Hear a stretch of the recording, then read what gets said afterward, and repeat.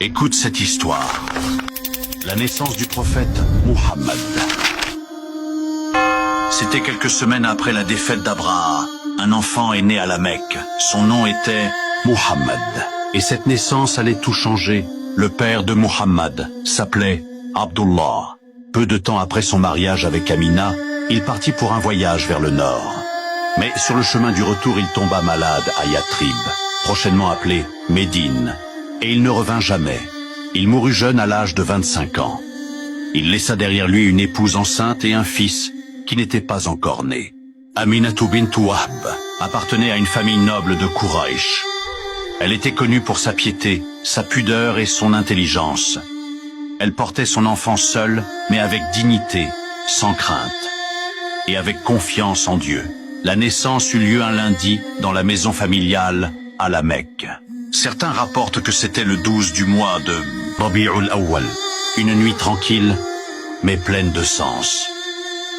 Amina raconta qu'au moment de l'accouchement, elle ne ressentit ni douleur ni trouble, et que la lumière était sortie d'elle, éclairant jusqu'aux terres du nord comme un signe. Son grand-père, Abdul Muttalib, reçut la nouvelle avec émotion. Il donna au nouveau-né le nom de Muhammad, un nom rare à l'époque, mais chargé d'espoir, qui signifie celui qu'on loue, celui dont on parle en bien.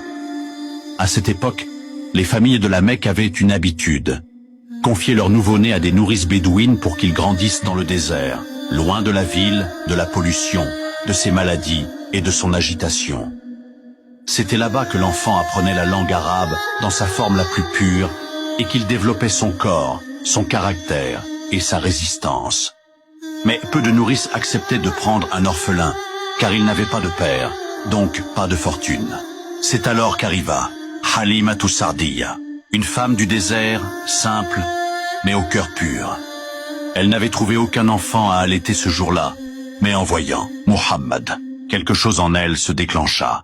Elle le prit dans ses bras et ne le lâcha plus. Halima le ramena dans son village, et c'est là-bas, au cœur du désert, que Muhammad passa ses premières années, loin de la foule, entouré de nature, de simplicité et de protection divine.